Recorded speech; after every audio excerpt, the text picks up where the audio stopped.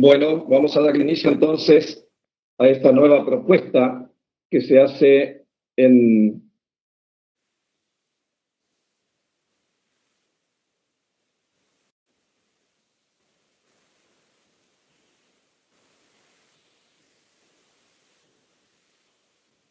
de esta nueva propuesta, decía, de formación en la cuarta edición de la Semana de la Ciencia desde nuestra Escuela Normal Superior Victorino Viale.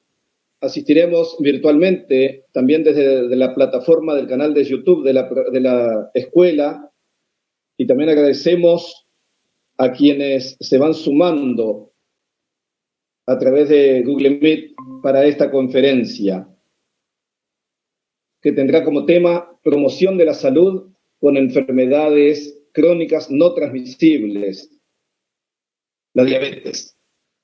Este programa está a cargo de la Tecnicatura Superior en Enfermería de la Escuela Normal Superior Victorino Viale.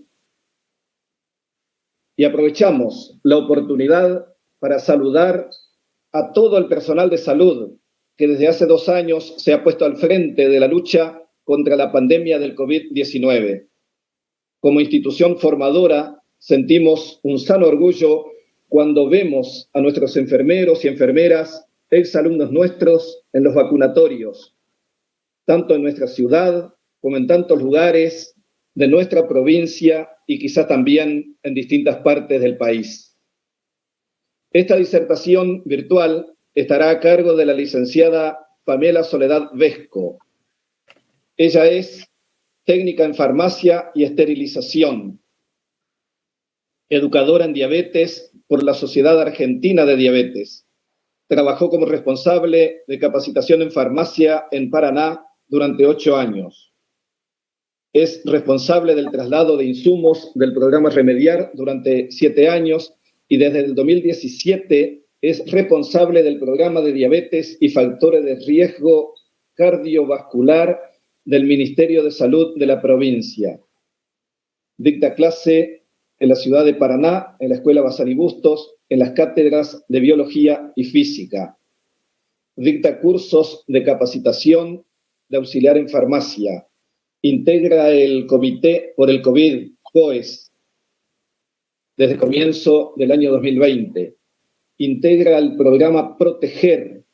Participó en la regulación de la ley de diabetes.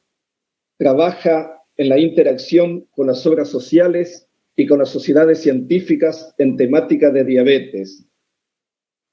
Con mucha alegría presento en esta oportunidad y en el marco de la 4ª edición de la Semana de la Ciencia en la Escuela Normal Victorino Viale.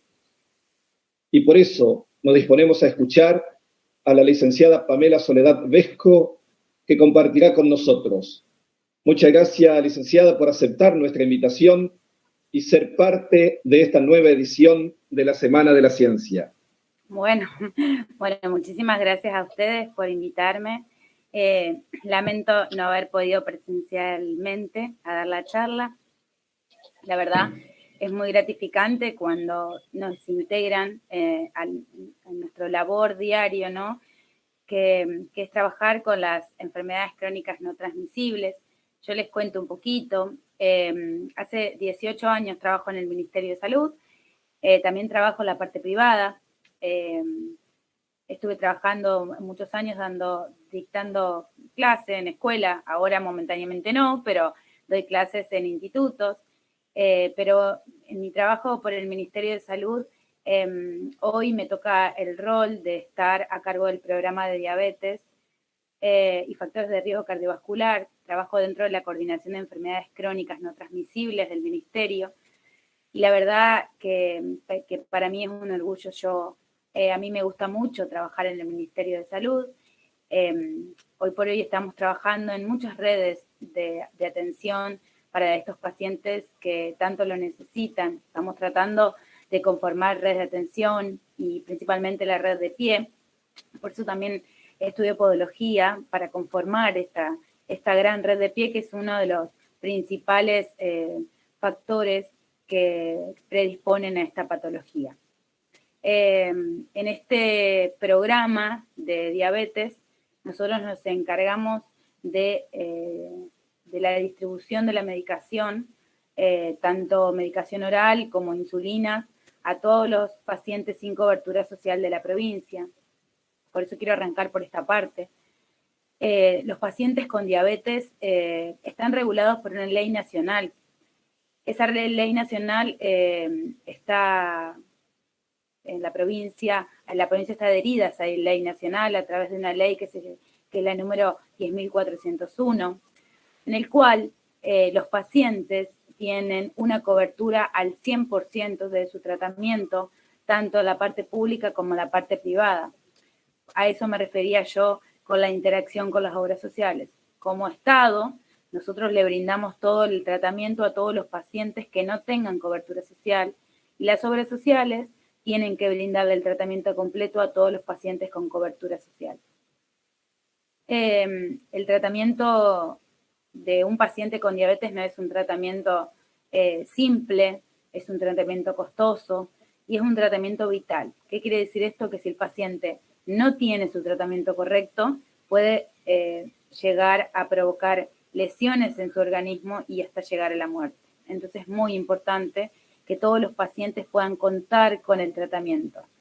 Desde la parte del Ministerio de Salud, nosotros le entregamos a todos los centros de salud y hospitales las insulinas, las tiras reactivas, las descartables, la medicación oral, para que ellos le entreguen, a través de una nominalización. ¿Por qué? Porque es importante el seguimiento. No es solamente la entrega de la medicación, sino también es el seguimiento de este paciente, que este paciente pueda tener calidad de atención. Para que este paciente pueda tener una calidad de atención, hay que capacitar continuamente al personal de la parte pública, de los centros de salud y de los hospitales, porque es la parte que nos toca a nosotros. Capacitamos continuamente a este personal que va rotando bastante. Hoy con esta pandemia, los pacientes con diabetes y los pacientes hipertensos y pacientes crónicos fueron los más afectados, por lo cual el seguimiento de estos pacientes, buscarlos para vacunar, fue un esfuerzo bastante grande, no solo del personal de salud, de nosotros y de los pacientes mismos que tenían miedo de acercarse al centro de salud. Por eso es importante que nos capacitemos, es importante, por eso me gustó que me hayan convocado, porque hay algo importante en lo que es la patología. Nosotros podemos buscar herramientas en cualquier Google, en cualquier página podemos encontrar qué es la diabetes. Pero ¿cómo trabajamos con un paciente con diabetes? Y que las escuelas, facultades, que las carreras, que todos nos interioricemos en la educación diabetológica, ¿sí? Un paciente que tenga un tratamiento efectivo implica varias cosas. No solo implica la medicación, implica la alimentación, implica la actividad física, implica la atención de calidad de la parte médica y implica la educación diabetológica. Si nosotros hacemos que los pacientes sean responsables de su propia patología y que su contexto los acompañe, vamos a lograr que ese paciente llegue a tener éxito en su tratamiento. Estos son pacientes crónicos. El paciente crónico es muy rebelde, no solo diabético, sino hipertenso. Son muy rebeldes, cuesta. Pensamos que tomando la medicación ya nos curamos, entonces dejamos de tomarla, dejamos de aplicarnos, y no es así. Un tratamiento crónico no tiene un inicio exacto y determinado y no tiene una finalización.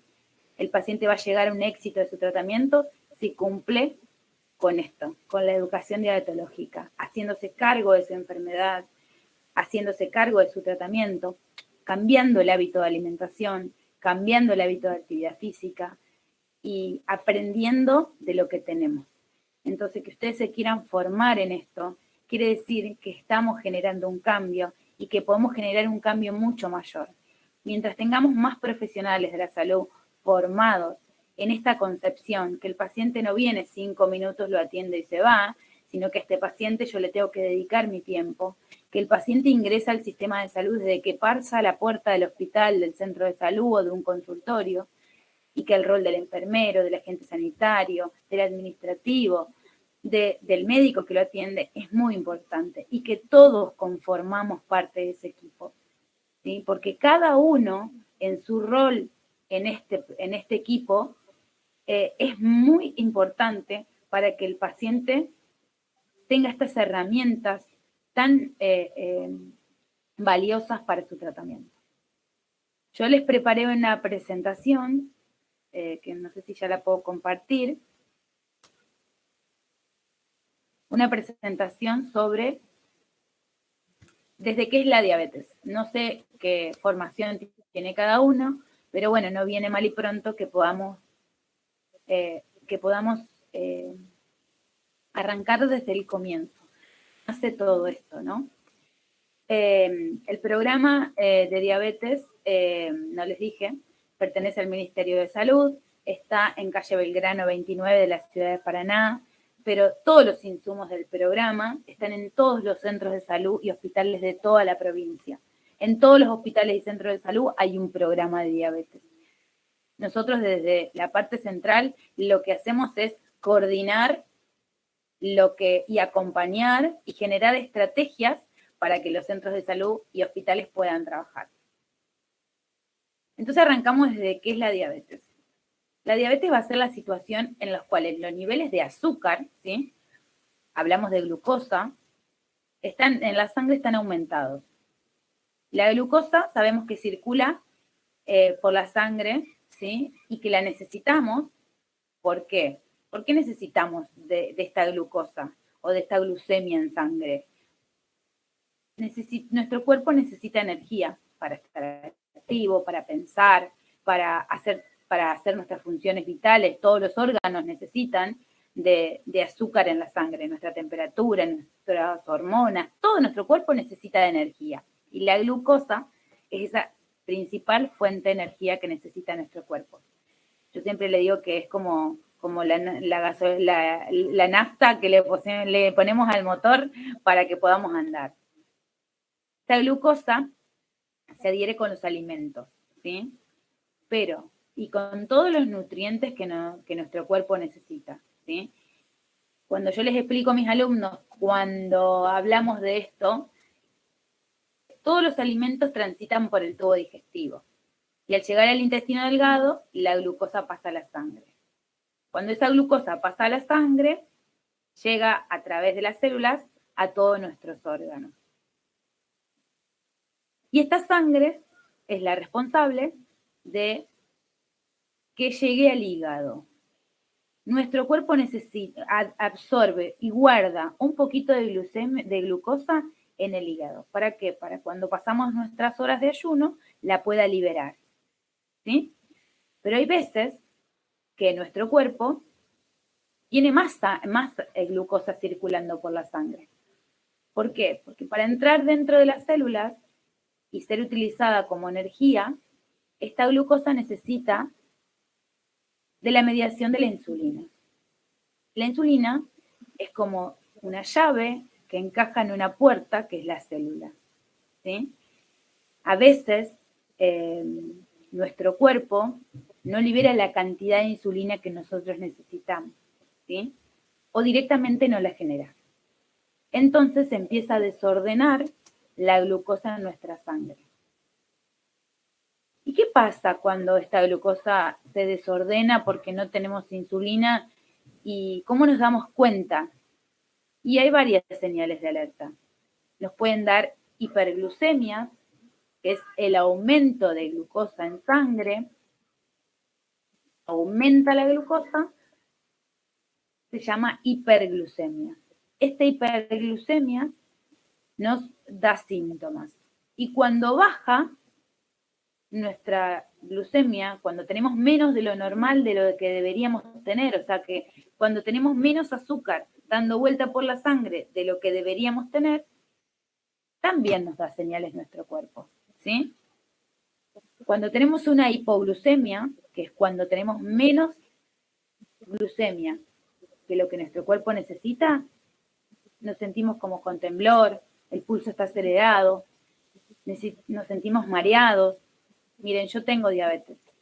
La sensación a veces es difícil de explicar, pero es una sensación de de cuando es como que te sentís agitado, el pulso se empieza a acelerar.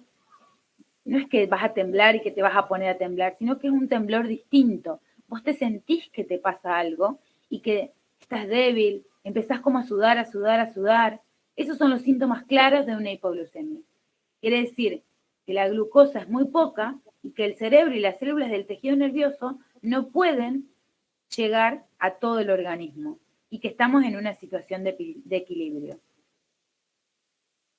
En este momento hay que actuar sin demora, ¿sí? Porque este paciente puede consumir algo, por ejemplo, puede consumir 15 gramos de azúcar, una cucharadita de azúcar, algo que tenga glucosa pura, ¿sí?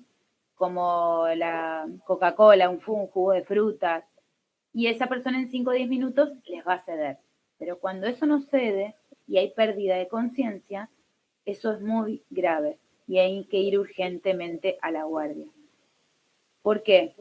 Porque esa persona necesita una droga, una hormona, un inyectable que se llama glucagón, ¿sí? Este glucagón, que está en todas las guardias, va a ayudar a esta persona a controlar los niveles de glucemia, ¿sí? Y luego de eso va a venir los por qué.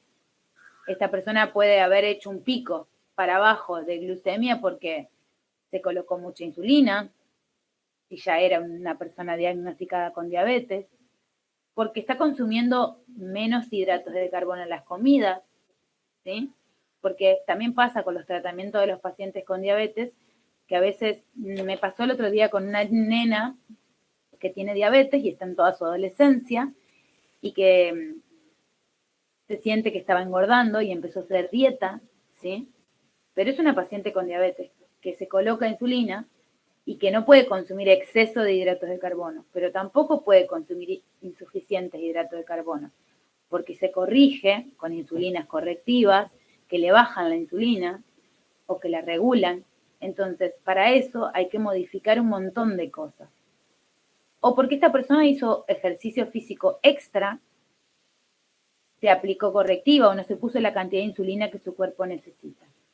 Entonces, esa persona concurrirá al médico que lo va a atender, ¿sí? Y esta persona, el médico va a generar un cambio en el tratamiento o va a hablar con el paciente y le va a explicar todas esas cosas. ¿Qué pasa? Los pacientes a veces no saben, salen de la consulta con miedo de preguntarle al médico, yo me tengo que medir antes de ir a medir la insulina, pincharme el dedo y medirme antes de ir a hacer una actividad física, ¿sí?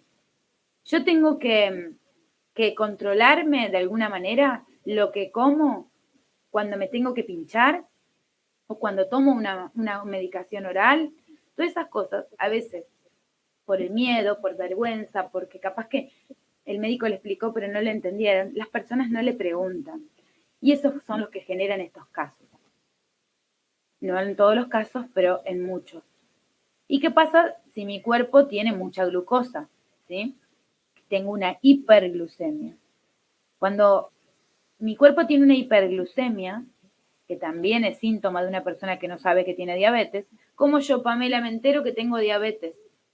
Hoy, bueno, sí, la diabetes es el aumento de azúcar en sangre. Pero ¿cómo sé si tengo diabetes? Y no me hice un laboratorio. Y yo orino mucho, por las noches me tengo que levantar a orinar, tengo sed, todo el tiempo tengo sed, sé que tengo antecedentes familiares y tengo como un hambre sin saciedad. Entonces, estos son síntomas de hiperglucemia. Si yo no sé que tengo diabetes, tengo que alertarme de esos síntomas y concurrir a un efector de salud para que un médico me mande a un laboratorio para ver si tengo o no diabetes. ¿Qué descarto? Y si ya tengo diabetes, si ya estoy diagnosticado y tengo estos síntomas, me tengo que medir porque tengo que controlar si no estoy teniendo una hiperglucemia. Quizá estoy tomando mal la medicación, quizá estoy alimentándome mal. Alguna razón, mis valores de glucemia aumentan, ¿sí? La hiperglucemia puede ser aguda, que se me suba de vez en cuando, o puede ser crónica y sostenida, que es la peor, porque es la que me genera a largo plazo los factores predisponentes de otras patologías. Una persona que puede estar con los niveles de glucosa altos se puede diagnosticar por un análisis de orina. ¿Por qué? Porque hay un laboratorio que se hace en la orina que se llama glucosuria, ¿sí? Ese laboratorio de orina que se llama glucosuria a veces me sale alterado, ¿sí? La glucosuria es para saber si ese paciente tiene orina en sangre. Si un paciente tiene azúcar en la orina, perdón si me trabé, si ese paciente tiene azúcar en la orina, quiere decir que ese paciente, si está liberando por la orina azúcar, es porque estuvo con alteración y con hiperglucemia, ¿sí? También el paciente en la orina podemos determinar si tiene cetonuria, que son cetonas, que lo provocan también las hiperglucemias. La cetonuria y la glucosuria son dos predisponentes que me pueden generar una descompensación diabética. Cuando hay una descompensación diabética en una persona pueden aparecer náuseas, vómitos. Cuando la persona tiene cetona alta, vamos a ver que tiene como un olor raro, que se puede percibir, ustedes van a percibirlo en la orina o en el vómito de esa persona. Esto lo que genera, cuando es concurrente, es que puede haber daños en los vasos sanguíneos y en los nervios, que son encargados de la sensibilidad. Por ejemplo, podemos generar un pie diabético, ¿sí? Que la persona vaya perdiendo la sensibilidad en el pie, no se dé cuenta, pinche, no sé, una astilla, esa astilla lo lastime y la persona anda caminando normal, porque no siente dolor. ¿Por qué? Porque esos vasitos se van deteriorando y esa persona va perdiendo la sensibilidad en el pie. Y eso puede generar una úlcera. De una úlcera pequeña puede hacerse una úlcera más grave y se puede generar una neuropatía. Todo a raíz de la insulina. ¿Qué pasa con esta insulina? La insulina, ¿dónde se produce? La insulina se produce en el páncreas, ¿sí? Estos pacientes con diabetes que tienen un problema en la distribución o en la producción de insulina, tienen un problema en el páncreas en realidad, porque la insulina se produce en unas células beta que están en el páncreas. Acuérdense que el páncreas es cuando una persona empieza a comer alimentos que contienen hidratos de carbono, activa sensores y el páncreas empieza a producir esta insulina, que se libera directamente a la sangre y controla la glucosa que está en mi organismo. Entonces, esta insulina va a ser el facilitador de la glucosa para que penetre en la sangre, para que penetre en las células y que mi cuerpo lo aproveche como energía. Entonces, si pasa esto, que la insulina está descontrolada, mi cuerpo va a empezar a fallar en alguno que otro órgano. Y ahora vamos con qué pasa. Tenemos dos tipos principales de diabetes. Cuando mi páncreas no libera nada de insulina, no genera insulina, se llama diabetes tipo 1. Y ustedes me dirán, pero hay pacientes que se enteran que tienen diabetes tipo 1 a los 20 años, a los 22. Sí, hoy lo vemos más. Vemos desde bebés que acaban de nacer y tienen diabetes tipo 1 porque su páncreas no libera insulina. Y vemos pacientes de 20 y pico de años. ¿Qué pasa? Su páncreas fue liberando insulina hacia el torrente, pero de a poquito. Pero no la libera más. Y ese es el momento en que es el debut diabético, que la persona debuta como paciente con diabetes tipo 1. Generalmente, esa persona tiene una hiperglucemia muy alta de hasta 600 o más, termina internado y ahí le hacen los laboratorios para determinar que es una diabetes tipo 1 y que su páncreas no libera insulina. Y ese paciente debe empezar un tratamiento urgente con insulina, porque debe compensar la insulina que su organismo no libera. La diabetes tipo 1, más o menos, es antes de los 30 años. Cada vez va aumentando. El predominio es en los varones y en los niños, según los estudios científicos que hay. Nosotros tenemos mitad y mitad casi. La forma de inicio es, como les contaba, brusca. El índice de masa corporal es normal, no quiere decir que la persona tenga factores de riesgo que lo alteren, no quiere decir que la persona tenga obesidad ni sobrepeso, un peso normal. ¿Qué pasa? Hay muy poca reserva pancreática o nula. Este paciente va a depender de un tratamiento con insulina. Hay mucho factor inmunológico. La diabetes tipo 1 es autoinmune, como la celiaquía, como otras enfermedades autoinmunes. Mi propio cuerpo lo genera. ¿Sí? En algunos casos sí hay herencia familiar. Y está asociada a otras enfermedades, raramente.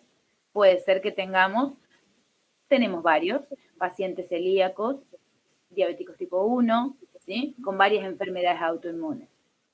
Y luego tenemos la diabetes tipo 2, que a diferencia de la diabetes tipo 1, es en adultos. Se dice que a partir de los 18 años en adelante. ¿Por qué? Porque hoy venimos con una población que se deja estar en tratamientos, cada vez tenemos más factores de riesgo. La diabetes tipo 2 es una enfermedad lenta, progresiva, silenciosa y del adulto. Aumenta con la obesidad, con el sobrepeso, pero principalmente la diabetes tipo 2 está relacionada a los factores de riesgo. ¿Sí? Hoy por hoy vivimos en una sociedad que no hace actividad física, obviamente que hay excepciones. Hay una encuesta que se hace a nivel nacional, que es una encuesta de factores de riesgo. Esa encuesta en el 2015 dio determinados valores y en el 2018 se hizo de nuevo.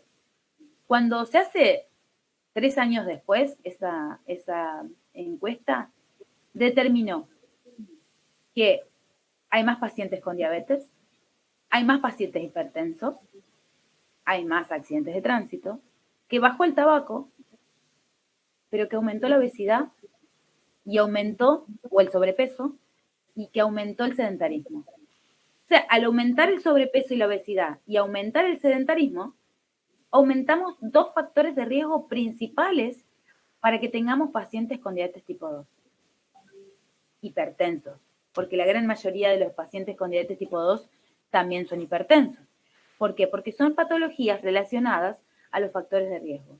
Entonces, para estos pacientes obviamente que tienen herencia familiar, son varios los procesos, son pacientes que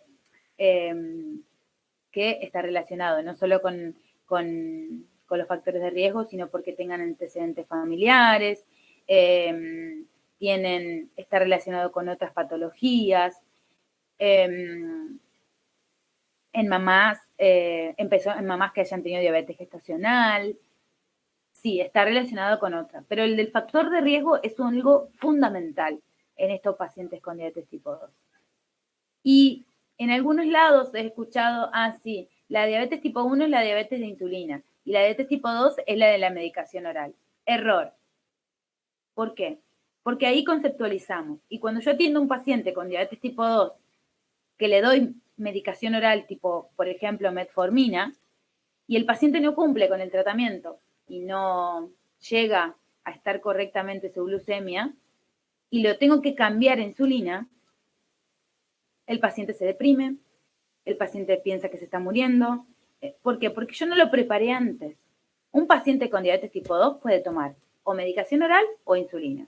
Si el paciente no cumple con el tratamiento con medicación oral, pasará a insulina. No todos los organismos son iguales y no todos cumplimos con el tratamiento.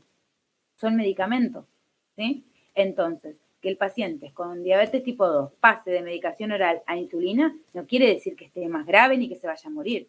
Significa que el tratamiento que estaba utilizando no hizo que llegue a éxito en su tratamiento, entonces hay otras opciones para poder acompañarlo en este proceso. ¿Qué tiene que controlar un paciente con diabetes? Tipo 1, tipo 2. La glucemia capilar. La glucemia capilar es una técnica muy sencilla, pero que tiene que hacerse correctamente. El paciente con diabetes tipo 2 va a tener menos restricciones, dependiendo del caso del paciente. Hay pacientes que le dan para que se mida una vez a la semana, y entonces va al centro de salud. Otros pacientes los están corrigiendo, entonces se miden todos los días una vez. Y el paciente con insulina se tiene que medir muchas más veces, se debe medir todos los días, se debe medir antes de ir a hacer actividad física, se debe medir en un montón de situaciones. Y los dedos le quedan horribles y dolorosos. Pero el tema es cómo aplicamos esta técnica. Para poder medirte correctamente, vamos a utilizar estos 3 dedos. ¿Ustedes me están viendo? Porque yo no los estoy viendo a ustedes. Veo la pantalla mía del PowerPoint nomás. ¿Me ven? Bueno, espero que sí. Estos 3 dedos son los que vamos a utilizar para pincharnos. ¿A dónde? Sí, se te ve, Pamela. Se ve y se escucha muy bien. Bueno, gracias. Lo primero que vamos a hacer, antes que nada, justo no tengo acá las cosas, pero lo primero que vamos a hacer es lavarnos las manos. ¿Por qué? Porque si yo estuve tocando algo, ¿sí? Por ejemplo, hay una manzana. Estuve tocando la manzana y ahora me mido. Eso me va a cambiar el valor. Entonces, antes de medirme, me lavo las manos con agua y jabón, me seco bien y recién ahí agarro mi aparato. Agarro el aparatito, lo primero que voy a hacer es sacar la lanceta y la pongo en el aparatito. ¿Sí? Luego agarro el punzador, que ya tengo la lanceta puesta, agarro estos 3 dedos y me voy a pinchar, ¿sí? En la parte más durita del dedo, nunca en la yema. En la yema, nunca. ¿Por qué? Porque en el proceso de todos los días pincharme, me va a generar que, primero que empieza a desaparecer la huella dactilar, me va a doler, es más doloroso, me voy a generar ampollas, un montón de generar. Entonces me voy a pinchar en el borde y lo voy a ir intercalando, ¿sí? Voy a ir intercalando entre los dedos, no siempre en el mismo. Entonces, si me pincho en la parte que más durita está, ¿sí? Me va a doler menos, no me va a generar esa callosidad en los dedos y aparte voy a ir intercalándolo. Una vez que tomo la gota, la pongo a la gota en la tira reactiva, ahí me va a marcar, yo descarto y lo tiro, ¿sí? Y a ese valor lo registro. Eso es muy importante. Después les voy a mandar, ya que tienen un YouTube de la facultad, unos videos que nosotros estuvimos haciendo al respecto. También es muy importante que el paciente se haga laboratorios. Nosotros como Ministerio de Salud pedimos que por lo menos el paciente tenga 2 laboratorios al año, ¿sí? Que tenga uno cada 6 meses. Ese laboratorio el médico le va a mandar, obviamente, un estudio de glucemia, que es un estudio de sangre, un laboratorio sanguíneo, a donde se contabiliza la cantidad de glucemia que tenemos en ayuno. Aparte de eso, un montón de otros análisis a donde el paciente va a determinar si hay daño hepático, si hay daño renal, un montón de cosas que tenemos que ir controlando. Otro análisis muy importante es la hemoglobina glicosilada. La hemoglobina glicosilada me sirve un montón porque es un laboratorio que mide la glucosa que se pegó al glóbulo, ¿sí? A la hemoglobina, y me mide los picos de glucemia que yo he tenido en los últimos 3 meses. Y me da un valor, por ejemplo, que sea 9,8. Un paciente que tiene 9,8 quiere decir que más o menos estuvo su glucemia en 300, 350, más o menos no le hice el cálculo, pero hay una suma matemática que yo hago ese 9,8, lo doy vuelta y lo puedo convertir en glucemia, ¿sí? Entonces, ese 9,8 quiere decir que el paciente no está teniendo un control de su enfermedad correcto. Lo ideal es que podamos tener 6, por ejemplo, 6,5 en una persona con diabetes, está perfecto ese paciente. Además de los controles, lo mejor que debo hacer es optimizar el efecto de la insulina y evitar las hipoglucemias. Entonces tengo que adaptar los horarios de las comidas, adaptar los horarios de las inyecciones que me coloco o de la medicación oral que tome, respetar los intervalos de comida, programar un menú, ¿sí?, de lo que voy a hacer.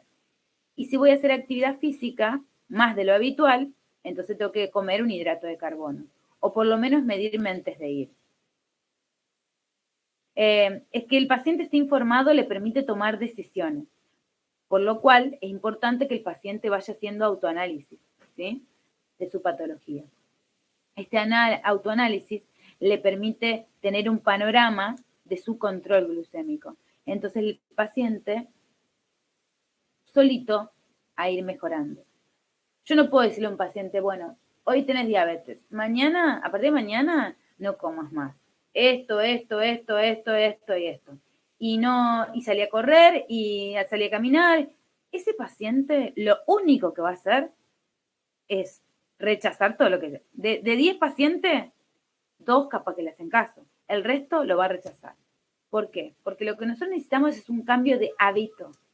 Para que un cambio de hábito se genere, necesitamos hacer, esto es para todo, yo quiero ponerme una crema en la cara, pero me olvido. Pero si yo todas las noches, al mismo momento, durante 21 días, por ejemplo, me coloco todas las noches la crema en la cara, después lo voy a hacer automáticamente, ¿sí? Pero si yo voy y freno, y le pongo un freno en lo que está haciendo normalmente, y le digo, bueno, hasta acá basta, mañana empieza otra vida, renazco como el ave fénix, entonces a ese paciente le tengo que explicar paulatinamente, ¿sí?, cómo es que va a ser el cambio y cómo es que de a poquito nos vamos a ir acostumbrando a esta estrategia nueva para llevar nuestra vida saludable. Por lo cual, la alimentación cumple un rol fundamental en los pacientes con diabetes. En los pacientes crónicos, ¿sí? En los pacientes crónicos, la alimentación es indispensable. Por lo cual, este paciente tiene que generar diferentes tipos, combinar diferentes tipos de alimentos para que podamos interactuar de manera correcta. A ver, voy a compartir otra cosita que tengo aquí, porque yo tenía otro. Esperen un segundo. ¿Alguien me quiere preguntar algo mientras tanto? ¿Se entiende bien?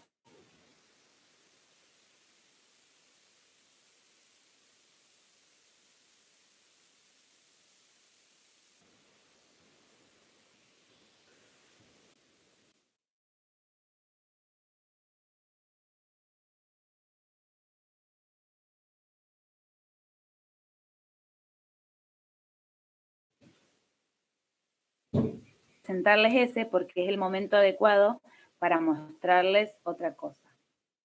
Porque si no es cuando voy a olvidar y les quiero mostrar otra cosa que es muy importante. Como les decía recién, los alimentos cumplen un rol fundamental en el tratamiento de la persona con diabetes. Por lo cual, forma parte principal de los pilares de atención de este paciente. ¿Cuáles son los pilares de atención de este paciente? La actividad física, la medicación, la atención del médico y la educación diabetológica y los alimentos. Los hidratos de carbono como que son el foco importante, ¿no? Siempre nosotros con los hidratos de carbono. Pensemos que hoy, ¿por qué les decía hoy que la diabetes tipo 2 iba en avance? Porque pensemos que hoy los chicos de hoy, ¿qué hacen? Están en la computadora, comen papas fritas, hamburguesas y coca. No salen más a andar, por lo menos en Paraná, los chicos no salen más a andar en bici tanto como antes, Antes había más actividad física. Yo entiendo que la pandemia ha hecho estragos en eso. El encerrarnos, todo lo que nos pasó lamentablemente, ha hecho que hoy tengamos más personas con factores de riesgo. Personas que no creían que iban a tener factores de riesgo, lo tienen, pero si nosotros cambiamos ese foco, vamos a ese foco y tratamos de revertir lo que pasó y volvemos a decirle a los pacientes y a los chicos en las escuelas y a los adolescentes y volvemos a nuestros tíos, abuelos, volvemos a decirle, anda a caminar, porque que digamos actividad física no implica que se tiene que ir a correr un maratón ni que arranque el gimnasio mañana. Implica que por lo menos camine 30 minutos al día. Y que cambiemos lo que nosotros consumimos en nuestra alimentación, por lo que tengamos, porque hay gente que no tiene las cosas necesarias y los alimentos necesarios para cambiar el hábito de alimentación. Entonces, nosotros con lo que tenemos que dividirlo en 3 partes.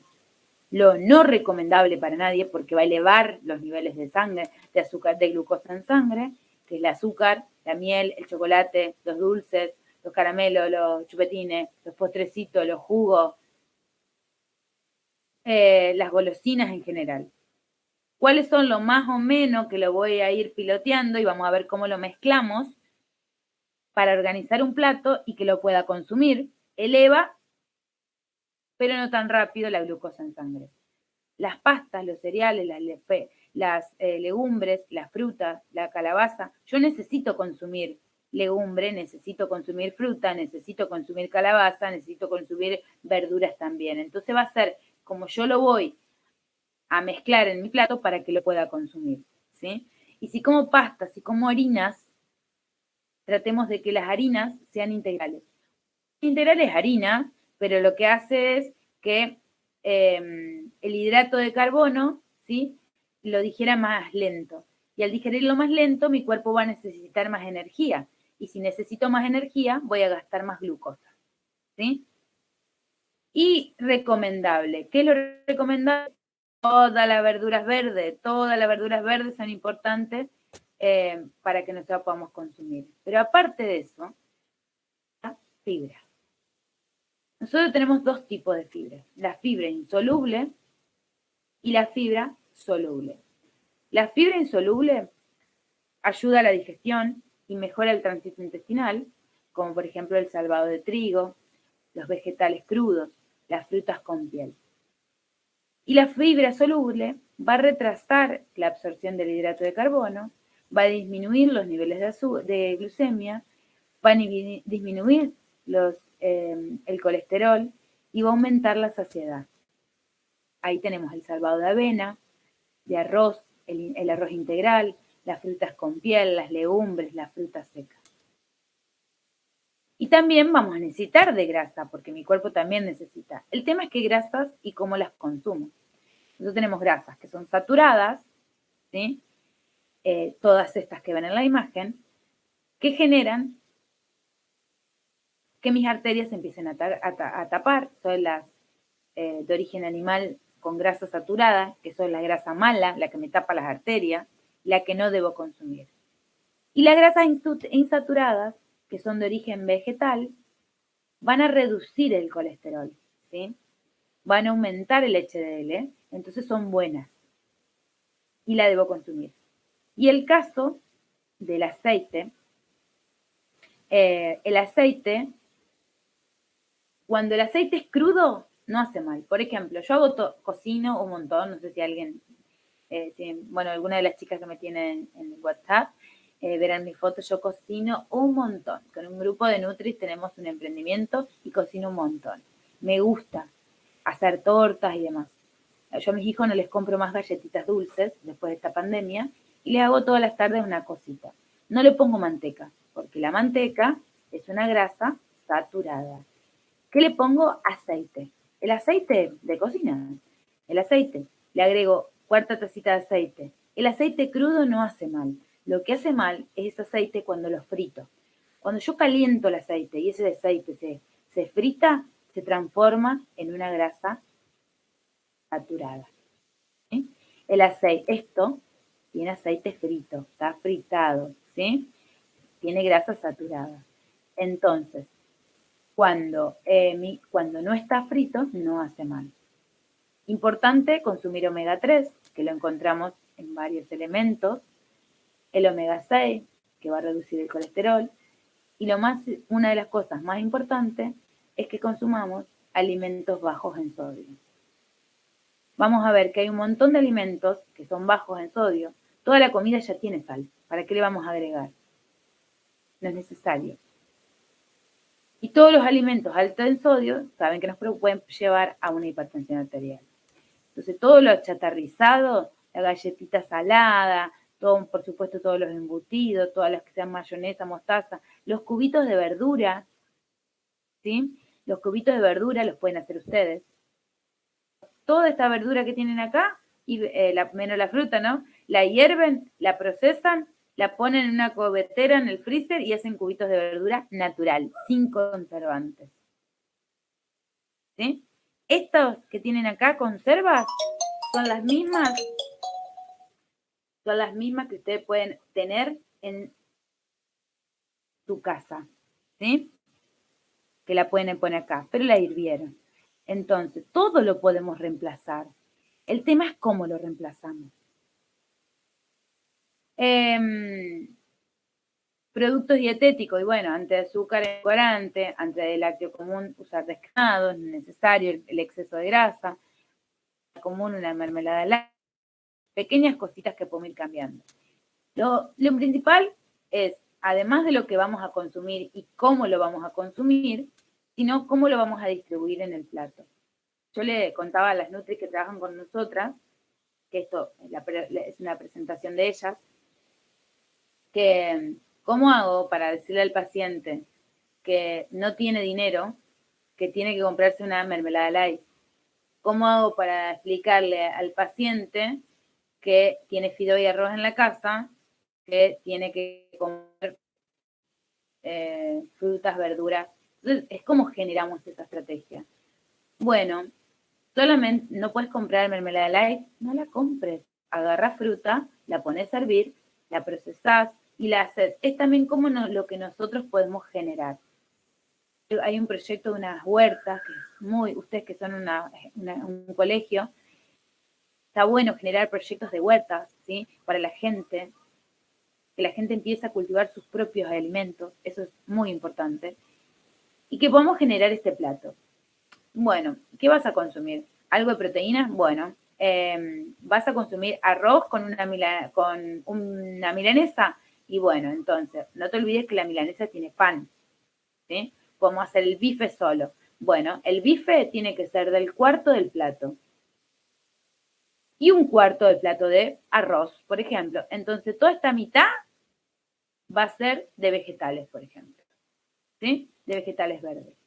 Entonces, acá en este cuarto, puedo poner pollo, carne, pescado o huevo. Y en esto puedo poner arroz, fideo, harina, legumbres. Y en esto puedo poner zanahoria, calabaza, remolacha. Y en esto repollo. Yo es como me voy a distribuir mi propio plato. Y si de este lado me pongo un arroz, y bueno, voy a tratar de que todo esto sea verde, ¿para qué? Para que me baje un poquito la glucemia. Por ejemplo, acá yo les dejé un ejemplo de un menú, una milanesa al horno, con media taza de arroz, con una ensalada de lechuga y una zanahoria. Y de postre un durazno. Básica que podemos conseguir.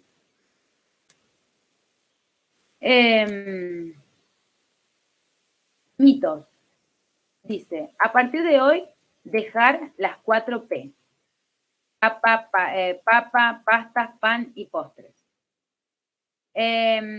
La colocación ideal para no hacer hipoglucemia es una rodaja de queso y yogur. Todo esto son mitos, no quiere decir que sean verdad. Son cosas que nos va diciendo la gente cuando viene. Consuma galletas de salvado en lugar de pan para mejorar el peso. Tiene harina igual. Consuma manzana verde que contiene menos hidratos de carbono que la manzana roja. Tiene menos hidratos de carbono. Son como todos mitos que nos van compartiendo los pacientes las cosas bueno, que ellos escuchan y que quieren saber.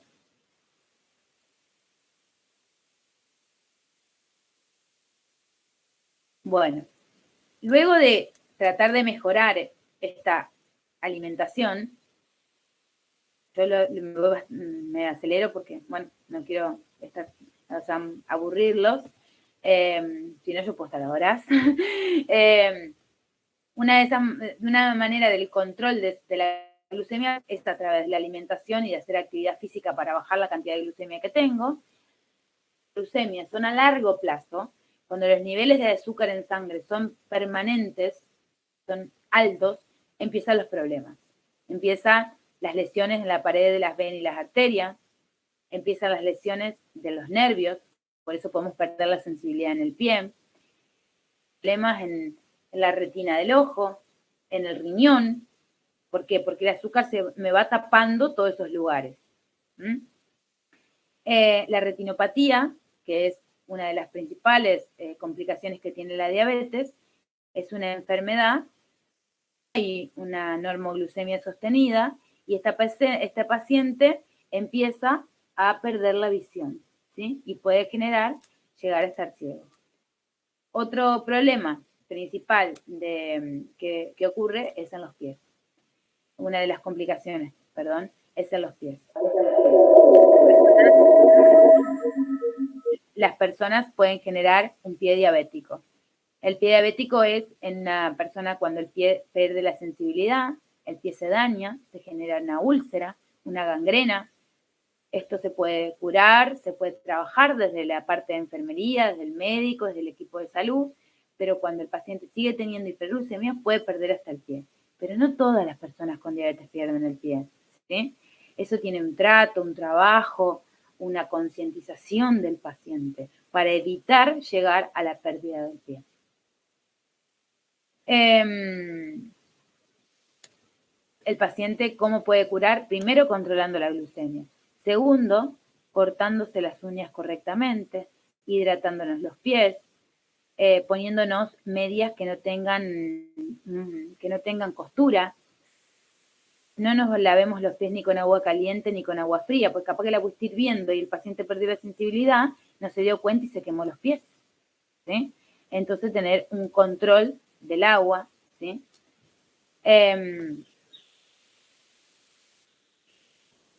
¿Y qué criterio toma el médico para ver un paciente que le está pasando todo esto y que no sabe que tiene diabetes?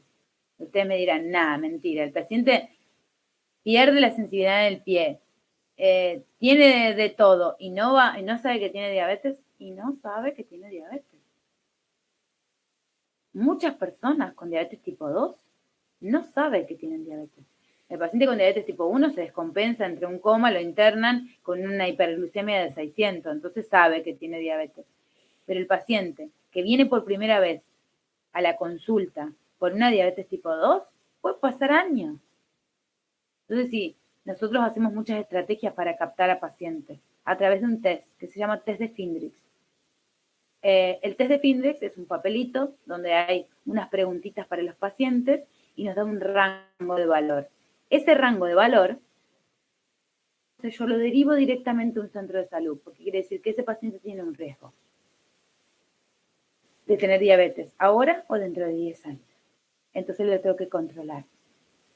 Pero bueno, hay pacientes que vienen a consulta por otras causas y se enteran que tienen diabetes. Nosotros no hacemos glucemia al azar. En la plaza, para el día de la diabetes, no hacemos controles de glucemia al azar, porque ese es un insumo muy valioso para el paciente que lo necesita para controlarse su enfermedad. Las tiras son muy costosas y ese valor tampoco es un valor que a mí me certifica. Un paciente que tenga síntomas de diabetes más una determinación de glucemia al azar en cualquier momento del día, antes servía para un diagnóstico de diabetes. Hoy, una glucemia en ayunas más de 126, con una ayuna mayor a 8 horas, se repite, y si otra vez da mayor a 126, se confirma. Una glucemia mayor a 200 2 horas poscarga. ¿Qué quiere decir? Esto es la curva de la glucosa. Yo al paciente le saco sangre, le doy un líquido que es glucosa disuelta en agua, lo toma, se queda sentadito y a las 2 horas le vuelvo a sacar sangre. Eso es glucemia poscarga. Si ese valor es más de 200, es diabético. Si ese valor es entre 140 y 99, tiene que hacer un análisis en ayuno. Y si es menor a 126, este paciente tiene una intolerancia a la glucosa. Tiene que empezar un cambio de hábitos alimenticios y de actividad física para evitar tener diabetes.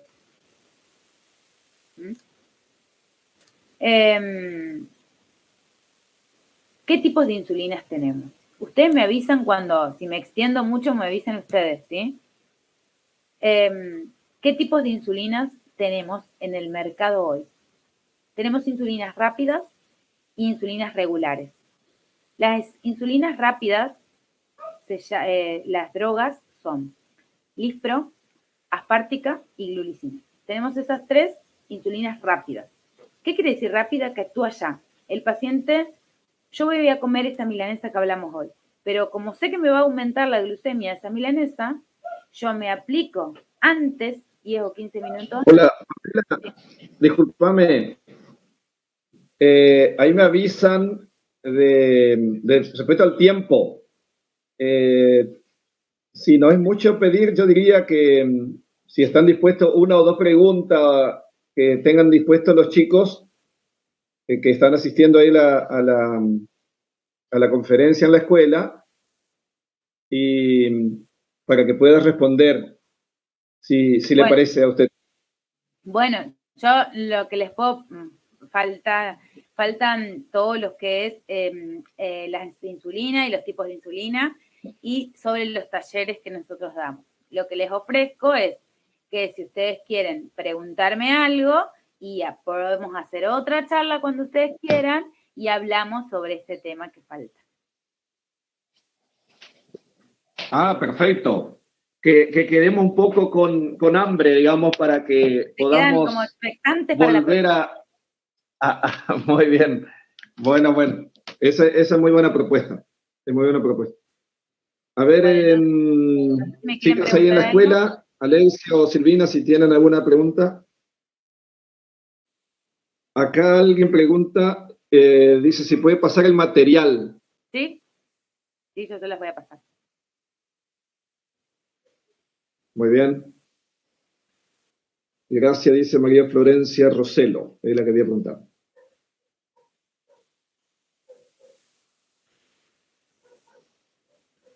Agradecen también a través del chat, Pamela, los chicos que están participando.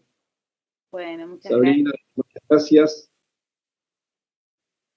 Bueno, espero que me hayan entendido, de haber sido clara en los términos, más que nada. La verdad que a mí me gustó un montón, no me cuesta hablar, así que... No, la verdad que perfecto, Pamela, me gustó muy claro, fue muy concreto. Incluso para los que ya peinamos canas también nos viene bien eso, o poco pelo, no sé si es caro o poco pelo, nos viene bien porque a veces no tenemos del todo ese cuidado necesario. Estoy leyendo en el chat algunas preguntas, dicen los chicos acá en la escuela.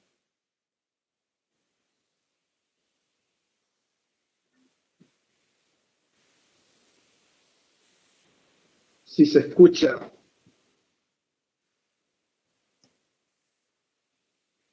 Pero se escuchó bien, ¿no es cierto? Ahí en la escuela, Alexia, y entonces ahí dice Alexia que van a realizar a la brevedad una nueva conferencia. Bueno, cuando quieran, me avisan. Nosotros te agradecemos mucho de parte de la escuela, porque siempre decimos que la Semana de la Ciencia es los paradigmas de enseñanza y de aprendizaje, porque es otro ámbito. Y entonces también una disposición distinta de los estudiantes para recepcionar este tipo de intervenciones que nos viene muy bien. Muchísimas gracias. y será entonces hasta cualquier momento porque estoy seguro que la vamos a convocar. Bueno, muchas gracias a ustedes, chicos. Espero que me hayan escuchado bien.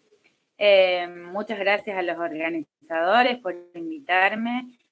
Y bueno, cuando necesiten. Bueno, muchas gracias. Sí, reitero las gratitudes para la gente que organizaron los de la Tecnicatura Superior de Enfermería de nuestra escuela normal. Así es que a seguir con la Semana de la Ciencia edición 2021. Muchas gracias. Muchas gracias. Chao, hasta luego. Chao.